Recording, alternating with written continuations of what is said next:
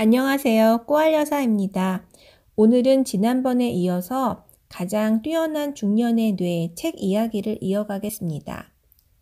나이가 들어가면서 팔팔한 젊은이들의 뇌가 부럽다고 생각한 적 없으신가요? 나는 듣고 돌아서면 아니면 어떤 때는 내가 이야기하고 있는 도중에도 내가 무슨 이야기를 하고 있었지 하고 가물가물할 때가 있어요. 그럼 그때 너무 좌절감이 들고 속상하지요. 그런데 분명 기억력은 전만 못하고 반응 속도도 느려지고 하지만 젊은 팔팔한 뇌가 따라오지는 못하는 것이 있습니다. 그것은 세월을 통해서 축적한 경험치예요. 그 수많은 경험들은 젊은이들이 갖지 못한 것이지요. 이 책 페이지 83페이지에서는 말해요. 여러 가지 지식이나 경험을 조합하여 나쁜 놈이나 잘못된 길을 알아보는 능력은 나이가 들며 점점 강해지는데 아마 중년에 가장 정점을 이룰 것이다. 이게 가장 극단적으로 드러날 때가 자녀의 결혼 때가 아닌가 싶습니다. 자녀가 결혼을 하겠다고 상대방을 데리고 집에 와서 인사를 시키는 경우가 있죠. 그러면 부모님들은 딱 보면서 한눈에 파악을 합니다. 이 사람이 좋은 사람인지 아닌지, 내 자녀한테 적당한 사람인지 아닌지. 그래서 아닌 것 같다는 판단이 들면 자녀한테 이야기하지요. 아닌 것 같다. 그러면 그때부터 자녀는 길길이 뛰면서 반항을 합니다. 사귀어본 내가 알지 잠깐 본 엄마 아빠가 어떻게 아느냐고. 근데 자식 말려서 성공하는 부모가 없는 것처럼 그렇게 결혼을 뜯어말려 보았자 서로 사이만 나빠지지 결국은 결혼을 하게 됩니다. 근데 보통 보면은 그런 것 같아요. 그렇게 결혼을 하고 나서 몇 년 지나고 살다 보면은 자녀가 그때서야 알게 됩니다. 그때 좀 더 좀 뜯어 말리지 왜 안 뜯어 말렸냐고. 응? 다리 몽둥이라도 분질러서 못 가게 하지. 그걸 어떻게 보낼 수가 있느냐고. 그제서야 또 원망을 합니다.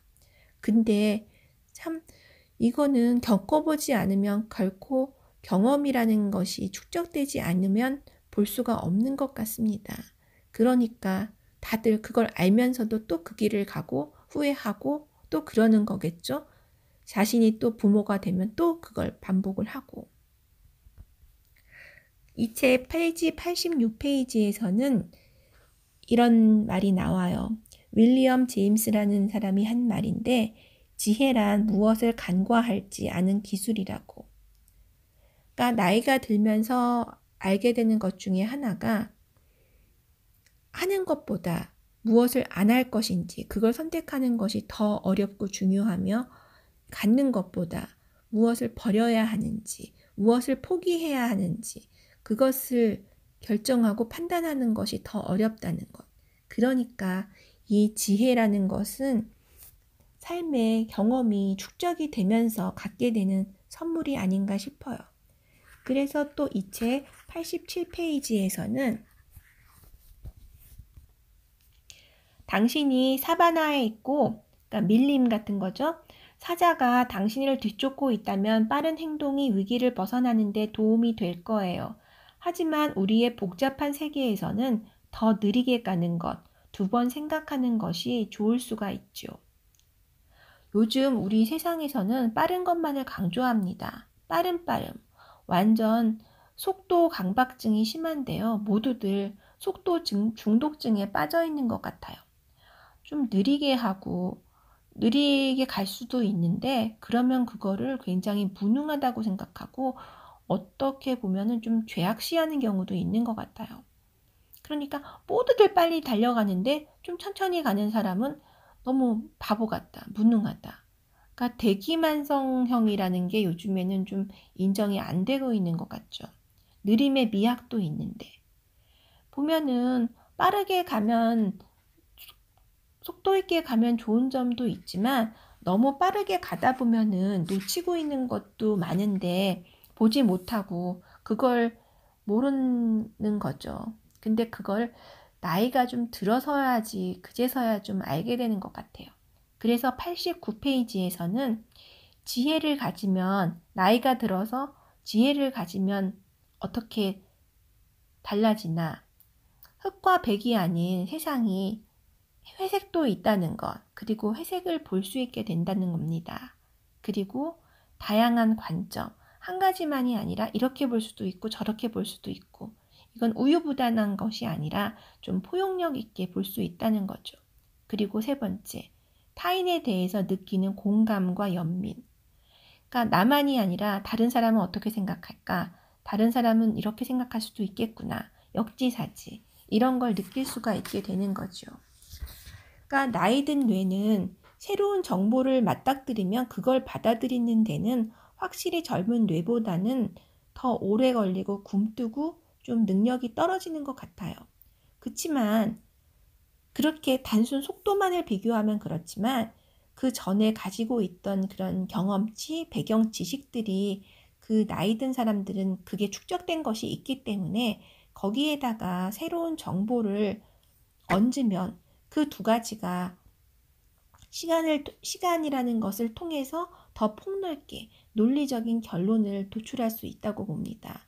그것이 그러니까 넓은 시각으로 세상을 볼 수 있는 것이고 또 큰 그림을 보다 더 쉽게 볼 수 있는 힘이 되겠지요.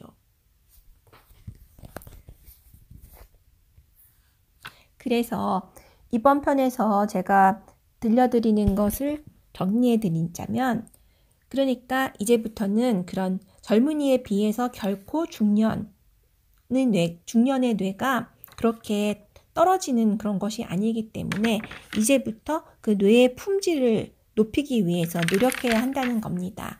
근데 뇌의 품질을 높이려면 어떻게 해야 하느냐? 그 미엘린이라는 것에 주목을 해야 돼요. 그러니까 어떤 자극이 들어왔을 때 그것을 전달하고 그렇게 수행하고 그러는 게 그 미엘린인데, 그게 원활하게 잘 이루어지려면은 그걸 미엘린을 두텁게 만들어야 되는 거예요. 미엘린이라는 것은 약간 소세지처럼 생겼거든요. 그러니까 신경 전달 물질들이 잘 이렇게 전달이 될 수 있게끔, 통과할 수 있게끔 그렇게 그걸 연결을 해주는 건데, 그게 얇으면은 가다가 이게 끊어지기도 하고 망가지기도 하고 그렇지 않겠어요? 근데 그게 한 번 쌓이고 두 번 쌓이고 세 번, 네 번, 다섯 번 두텁게 쌓이면은 그게 엄청난 속도로 그리고 잘 안전하게 전달이 될 수가 있는 거예요. 그러니까 나이테라고 생각하시면 될 것 같아요. 나무가 자라면서 한 겹, 두 겹 늘어나는 것처럼. 근데 이 미엘린이라는 것을 두텁게 만들려면 어떻게 해야 하는가? 익숙한 것을 하지 말고 새로운 시도를 해봐야 된다고 그래요. 어렵고 다소 나한텐 좀 버거운 것을 해냈을 때, 그때 미엘린이 한 겹 생긴다고. 또 다른 걸 또 시도해봐서 뭔가를 해냈을 때, 또 미엘린이 또 한 겹이 생기고. 그러니까 이제부터, 오늘부터 하실 거는 뇌 품질을 높이기 위해서 익숙한 것은 멀리하고 좀 새로운 것을 도전해보는 게 좋다고 생각합니다. 그래서 중년 이후 하면 좋은 게 새로운 취미를 익히고 그동안 안 해봤던 거, 그리고 외국어 공부가 그렇게 좋다고 하네요. 영어가 좀 생소하다면 한자를 쓰고 읽고 익혀보는 것도 좋을 것 같아요. 좋기는 영어, 일본어 안 쓰는 외국어가 더 좋긴 하지만요. 그리고 새로운 분야, 악기 같은 걸 배워보는 것도 좋다고 그래요. 그래서 보면 가끔 이렇게 나이 드신 분들을 위한 강좌로는 국악, 장구, 단소 이런 반도 있더라고요. 그래서 오늘부터 저와 함께 여러분이 해보실 거, 도전을 두려워하지 말자. 새로운 것을 하나라도 해보려고 노력을 해보자. 길도 익숙한 길로만 다니지 말고 다른 길로 한번 가보자. 그것입니다. 지금까지 잘 들으셨나요? 그러면 다음 편에는 또 이어서 어떻게 하면 뇌를 건강하게 할 수 있을까? 다음 편에는 충격적인 그런 연구 결과를 알려드리겠습니다. 지금까지 들어주셔서 감사합니다. 좋아요, 구독은 사랑입니다.